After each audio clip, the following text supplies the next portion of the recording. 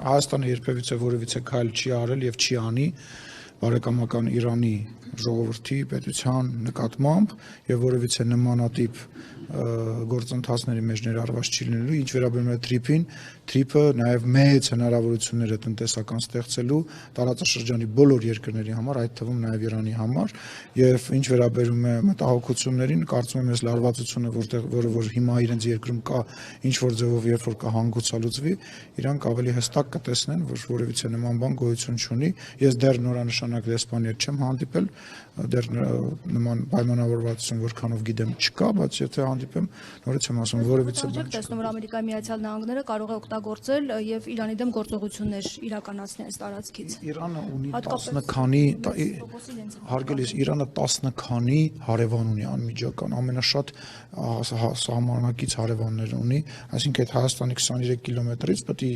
Իրանը գործողություն, ԱՄՆ-ն գործողություն իրականացնի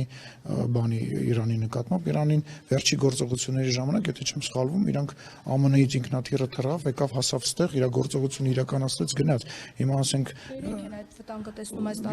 ես կարծում եմ, որ մի քիչ ես կարծում եմ, որ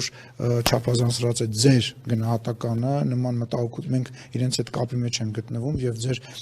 մտահոգությունները չափազանցված է, ինչ վերաբերում է Իրանի դեսպանի հայտարարությունը, ես արդեն ասացի, նաեւ երեք վարչապետն է մեկնաբանել, որևիցե բան վարչապետի մեկնաբանությունը ես չեմ ուզում ավելի։ Ճիշտն էր ասել, որ այդ ճանապարհը միջև այս հայտարարության կնքվել է, որ այդ ճանապարհը Զանգեզուրի Միջանցքի տրամաբանությամբ է։ Լսեք, լավ էր արել ասել էր։ Լսեք, դուք էլ կարող եք ասել, ու ես ձեզ պակաս հարգանքով չեմ վերաբերվում, քանի իրանց ընդհանուր առմամբ որևիցե մի պաշտոնյան, շատ բան կարող եք ասել, ես էլ շատ բան կարող եմ ասել, չէ՞։ Սևով սպիտակի վրա գրած բան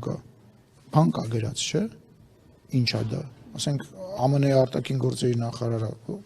պարոն Ռուբիոն բառացի բաներ է ասում, չէ՞, գրածա, չէ՞։ Եկեք ասենք, որ դա ընդհանրապես Ռուսաստանին է պատկանում։ Մեկնաբանենք, որ դա Ռուսաստանինն է, քանի որ